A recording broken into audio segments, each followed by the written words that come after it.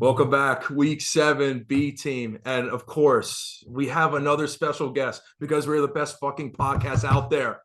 It's Jarey Elder. What's going on, I guys? swear to God, Mala. What's up, Jarey? Thanks for coming on, man. Yeah, I appreciate it, man. I appreciate you guys having me here today. Absolutely. Yeah. So, what's new? What's going on? Tell us what you're going through right now. Right now I'm in the off season with the USFL.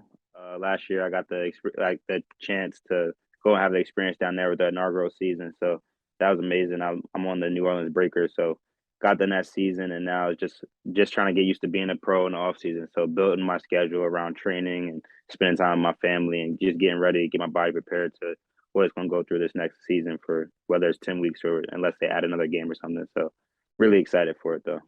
Nice. Very good. Love that. Love that. Wow, it's been a minute. Haven't seen you Yeah. since back in WC. I see the helmet behind you. Yeah, I had to put it up there. I would turn the camera, but I got a little setup going right now with the iPad. I got you. I hope it doesn't fall over. I mean, you can see our setup is already, every time I move the table, it all falls apart. So I feel you. The basement recording. Gotta No, it's start good. somewhere. So you're with the Breakers on USFL, which is relatively new, like making a comeback with that kind of tier below the NFL right now, but you're trying to make your way back. And you just want to tell us like how that league's working and how you feel you're fitting into it at the moment. Yeah, so it was already a thing back in the day, and it's under like new ownership, so it's really its own separate entity now. They're not working together at all. It's a whole new thing, this Mhm. USFL. And when it first started, like we started hearing rumors about the USFL was going to come around, and obviously, like I was speaking with my agent at the time, and just trying to stay ready for the next call because when you're trying to make it in football, you never know like what would be the thing that'll set you off. I went to play out in Italy, and I was out there for 2 games, and I was supposed to be out there for the whole season. But then I got a call that I was drafted into the spring league back home. So then I left Italy, was home for 4 days, and then went and played in the spring league. This was in 2021, or yeah, 2021. Played in that, and so I took those 2 opportunities, just hoping that I'd be able to move on and advance to the next thing. And luckily, the USFL panned out, and the opportunity came. I got the call that I was drafted in the USFL, and kind of took off from there. I was brought in to be like a gadget guy on defense, to play the nickel, play the strong and the free safety. At the beginning, I didn't know where I would fit in. A lot of my teammates, and you know how you are as a competitor, you start looking up like, all right, where's this guy from? Where's this guy from? And I just had to sit down, like realize like it doesn't matter. Like I play with these SEC guys, and they're all great players. And me coming from a D2 school, I had to like just play football. Football is football. Keep the game, and that's what I did. So I started every game this season. I was fortunate enough to be on a fantastic team with fantastic teammates and a great staff. So we made it to the playoffs. We lost in the first round, and obviously, no one likes to lose at all. And then losing in the first round of playoffs, so it's only one playoff game in the championship. Kind of hurt even more because a lot of us we're in there. We want to win. We're all true competitors. We wanted to win. So I talked to a bunch of my teammates from this past season. A good amount are coming back, so that's exciting, especially on the defensive end. To the camaraderie we built last season to bring that back with this upcoming season. We're all excited about it. Definitely. So I have a question about like Italy. So how did that come about? Like, can you explain to me like how the leagues and like the conferences work in Italy? Is it basically like all of Europe? Is it just certain countries in Europe where they have Yeah, like those leagues and whatnot? yeah. So football is actually big. Like football is obviously not how soccer is in Europe, but football is pretty big. So being over there, there's different divisions. It's almost like a class system of how we do like Division 1, 2, and 3 football here, or college sports here. It's the same thing over there. They have like Division 1, 2, and 3. So Division 1 is like the highest level that you can play, and not every country has football, but a lot of countries do. Italy, as I said, Germany football is big there. Austria football is big there. Poland is big. Istanbul, like Barcelona, Brazil. Football is literally all over there. So it's really there's this thing called Euro players, and you can put your information in and your highlights and all that stuff into Euro players, and people will contact you. But it's like weird and it's funny because they use Facebook a lot to communicate the different time zones, and they use Facebook and WhatsApp. So you use one of the two, Yeah. and they communicate with you. Um, I was a team from Italy and a team from Barcelona. No, a team from Italy and Brazil reached out to me to come play, and I ended up going out to Milano to go play. but it was really just all via Facebook communication. Like I'm getting contracts sent over through Facebook and stuff like that. It's crazy. You kind of don't really know what to expect, but then you get like I got over there and they just love football. They love like to learn from an American football player because us here we grew up playing football as like young kids, so we're there and like football is through our school system and stuff like that. Football is not in the school systems there. Most sports aren't even in the school system. If you're playing sports, you're playing club when you're in Europe, and you're playing like for the club teams, and you're coming up through the club, and it's just different than what we are able to go through. So like we've been getting coached on the game since we were little kids, 4, 5, 6 years old, whenever we started. And they're learning. Some of those guys are just 30, 31 years old and their first time touching the field. So it's a real cool experience to be like a player coach and to help Yeah. them get to where they want to be, because not everybody's professional when you're over there too. A lot of them, it's a hobby for them. So while you're getting paid to play football and like stay in shape and everything, they're working a full-time job and coming to play football at the end of the shift as a hobby. So it's a cool experience. Got their plumbing work, got their electrician work, then they go play some football. Yeah, practicing at 8:30. I'm half asleep and they're just excited to be out there. Right. Yeah. Yeah, it's interesting too because I was watching the game last night with my dad, and he was wondering about because he thinks that there's a lot of players from like Samoa and like Tonga that are in the league. So I looked up like where the majority of like all these like international players come from, and actually besides like Canada, because Canada has the most like international players come to the NFL. Germany is the Mhm. second most, where like a lot of German players are coming to the NFL and playing. Just an interesting thing to Yeah, see because like I think it was like a 3%, like 3% of the people like that are in the NFL are from like international countries outside the US. So seeing Germany yeah, being at number two, like it's interesting because I thought myself that it would be like Tonga, Samoa, like a small country where like a lot of those players are coming over to the States and playing. It's really cool, yeah. like really interesting. Yeah, so there's a thing called the European pathway, and after you play in Europe for a little bit, they give opportunities to like select handful of people, and they have like combines and stuff like that too.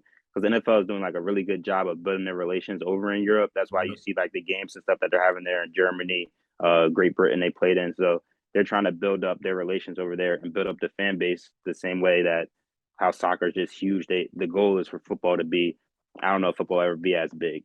Personally, I don't think it will, but No the way. goal is to Yeah. climb to that point. You know what I mean? So yeah, there's different ways for European player to come here, and then with the Polynesian players, like Yeah, Polynesian players are amazing. To have Polynesian players on your team, like there are the nicest guys in the world, but once that helmet comes on, like they're just flat out animals, ferocious. and they're amazing to play with, and I mean they can be from all over. A lot of the Polynesians that like I've had the pleasure of playing with, they're from like Utah, California, Arizona. Most of them were born in Hawaii, and then they moved to those states as they got older for a better chance to play football, or just a better chance of a better lifestyle to live because of where they came from and not being as fortunate in some of their situations. So they're Yeah, Mhm. but playing with a Polynesian, they're the real deal. for sure. Miller, got anything? No, I was going to ask, going back to Milano. So, was it mainly European players, or how many Americans were there with you? Yeah, so the quarterback there, Luke, he's 29, 30. He's been playing overseas for like 6 or 7 years now. He played actually at Bentley University. We played them. It's like a weird coincidence. We play them every year. Yeah. But yeah, so he was one of the other Americans, and then we had another Italian receiver from Rome, and then we had a linebacker from Paris. But then he ended up getting released, and then we ended up getting a old lineman from Serbia, I believe he's from. So it's like once you're like a top guy in Europe, because there's very good players over there, and then once you're a top guy in Europe, if you don't get an NFL opportunity or a CFL opportunity, you get put pretty much to the top of the list over there.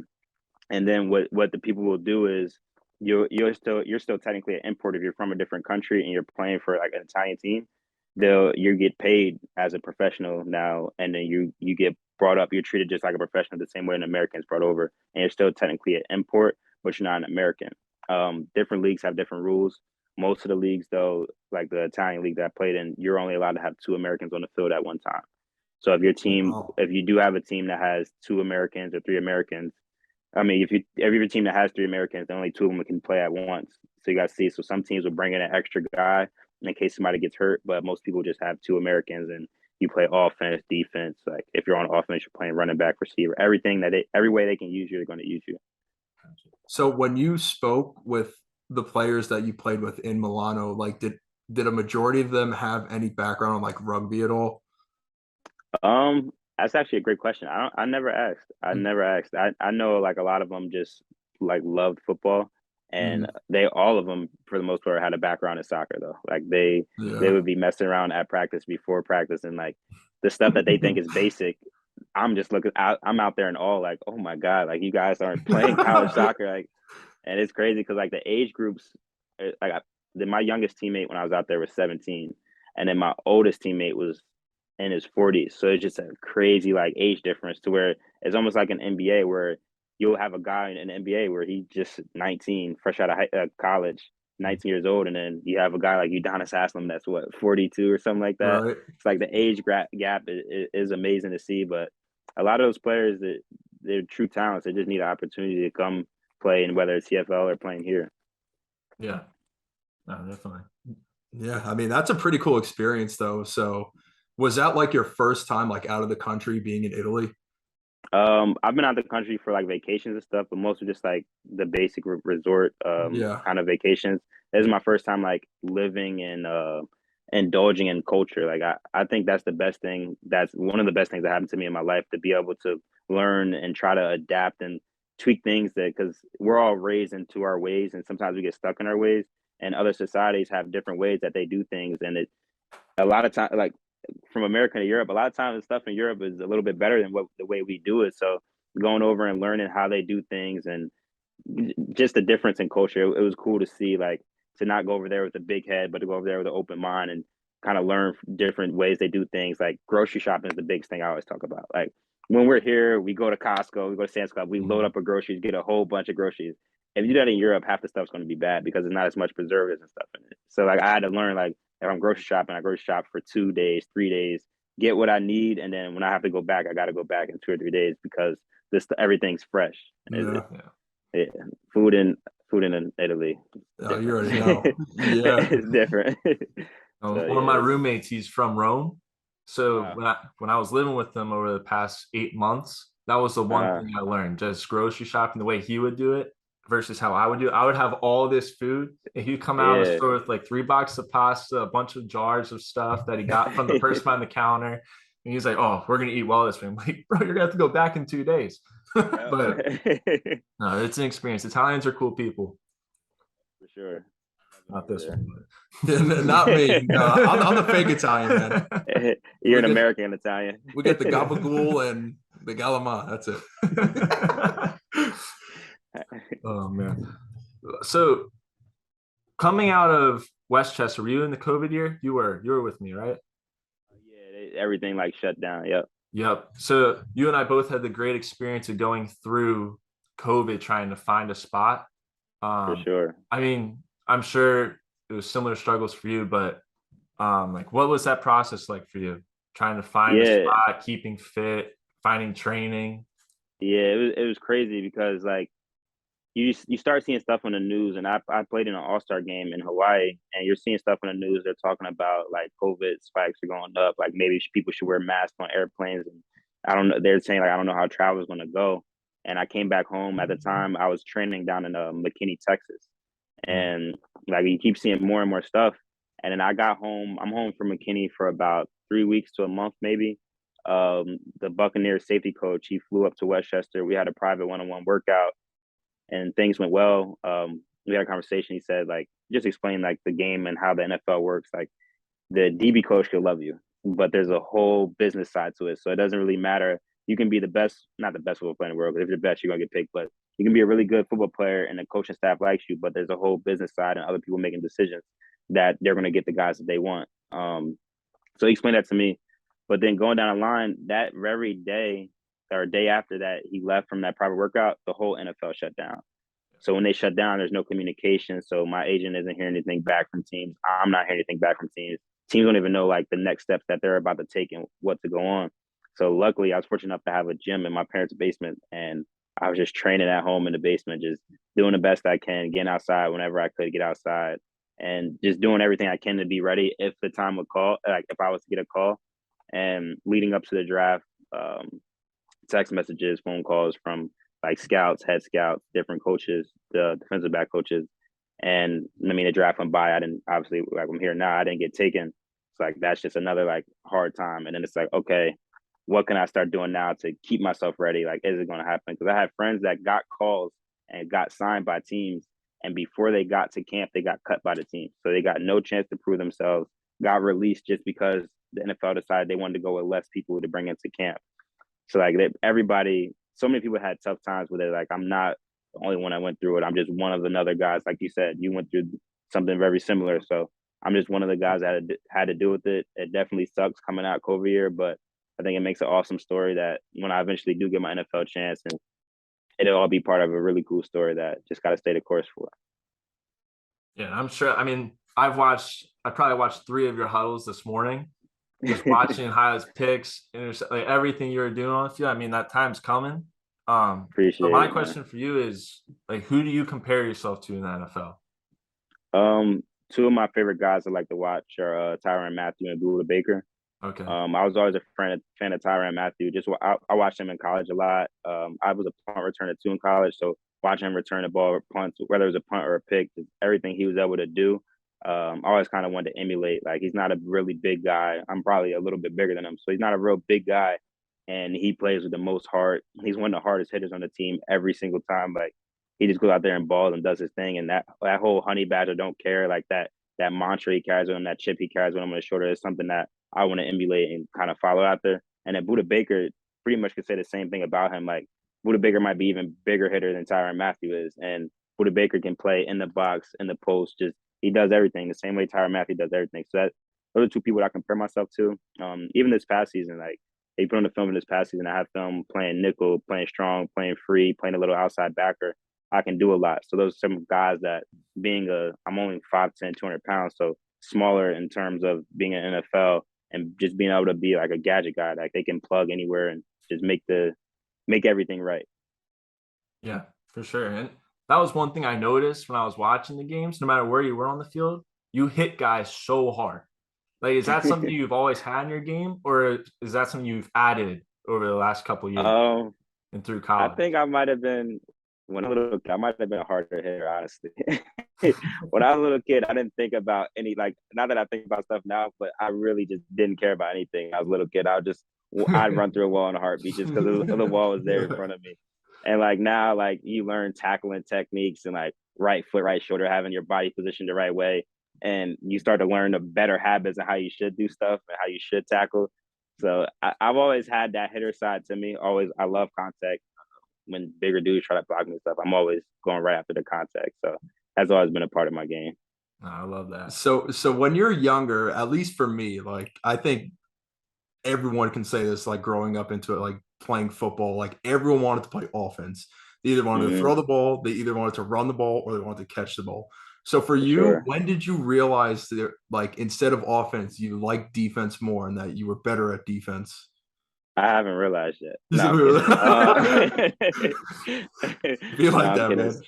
man. Yeah. So coming out of high school, actually, I had like 3 Division I offers, but my grades were horrible. I just wasn't doing the right thing that I needed to be doing in high school. I just a little bit of a knucklehead, didn't take tests serious, all that kind of dumb stuff that kids do. Understandable. Yeah. So my D1 offers I ended up losing, and all my D1 offers were actually for receiver. They weren't for D-back. And then out of the D2 offers, the schools that I talked to, Westchester was actually the only place that was considering me for D-back. Westchester, I think IUP. Everywhere else wanted me for receiver because I was a better receiver coming out of high school. And then I got to Westchester. I go in my locker, and my brother was at Westchester too, playing running back, playing offense. So I'm thinking like, cool, like me and my brother play together again. He's gonna be on offense. We'll both be on offense together. I get to my locker, I have a defensive jersey. So I look at my brother like, am I playing defense here? He's like, yeah. He's like, so you knew? He's like, I figured. I was like, all right, well, and that's when I knew I was playing defense, and it worked out for the better. It would have been interesting to see how it worked out if I did play receiver, but I mean, being a 5'10" receiver, there's a bunch of us. They're looking for the freaks, and the blazing fast guy. So I fit in, and I'm a better D-back. So it worked out for sure. It's like a Trayvon Diggs story. Yeah. His is just a little bit brighter. So far. So far, yeah. So far. You never know. In the coming years, you could be with The them. fat lady ain't singing. Not at all. She better never. Yeah, right. Yeah. So when you were at Parkland, you played both sides of the ball, and watching the tape, like, how easy was it for you?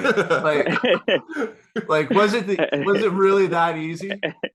No. See, going to a school like Parkland, there's so many athletes on the field that like it's hard to go ahead and say like I'm the best guy or this guy's the best guy. So Yeah. our quarterback Devontae Cross, he's one of the best athletes ever played in the state of Pennsylvania. Some of the records he has for throwing yards and rush yards in Pennsylvania. So having a quarterback like that, like, all right, do we stack the box and then our outside receiver Kenny Yeboah, you got the Jets sign up. He plays for the Jets right now. So out of those guys have both had NFL opportunities. I haven't been in the NFL yet. So really it's like, how much do we do to worry about Jarey Elder when we have to worry about Devontae Cross and Kenny and other guys like Gabe Clark and Pags, Zambo? We had so many athletes on the field at once. I was another one of the guys that's just when I got the ball in my hands, I could get stuff done. So going to school like that with a great staff like we had, it made it easy. It made my job a lot easier. Which high school do you dislike the most? Is it Easton? I don't have no beef with Easton. I hate St. Joe's Prep. St. Joe's Prep? I hate St. Joe's Prep. Yeah. We lost to them my junior year in the playoffs, and we lost to them my senior year in the playoffs. They knocked us out. So I will always hate St. Joe's Prep. And that I actually grew up playing 7-on-7. A lot of those guys like Alameda and Swift, I played 7-on-7 with them. So when we played against each other, I knew those guys, and it sucked. It sucked losing.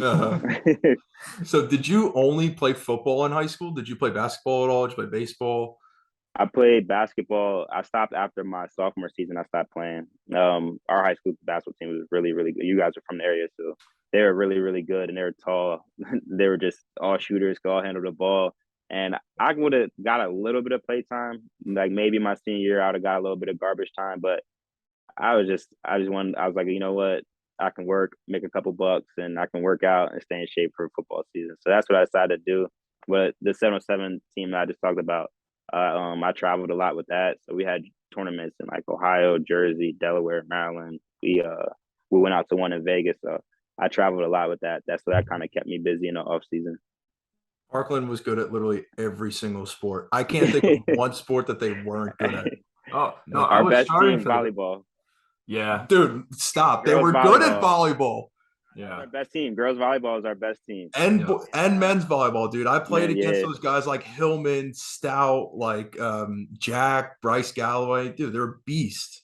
Yeah. Sean Lewis. Those Sean guys Lewis. Yep. They're all good. Yeah, I know. Even their head coach, like he played like outdoor and just be like demolishing people. Like, you're like 40 years old and you're waxing everyone on the court. Like 3 points. 3 points. 3 points. Oh man. Yeah. Oh my God. They were always so good. Yeah.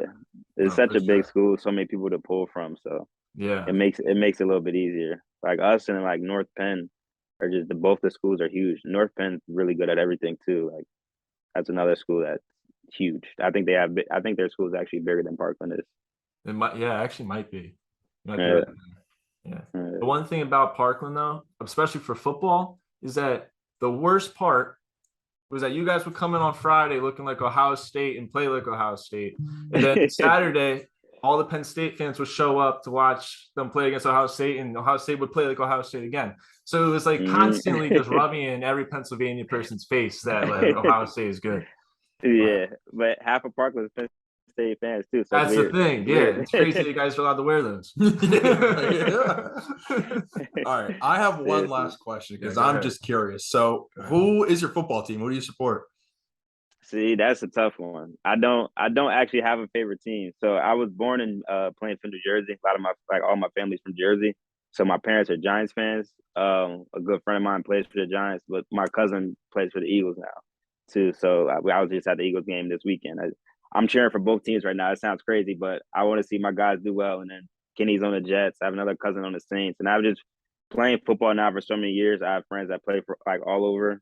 So I just watch and just support the people as much as I can. And then if someone happens to be on my fantasy team, I might be their like biggest fan for that day. But that's about it. You're missing the one other team, man. The one right in the middle, the New York Jets, man. Come on, I cheer for them.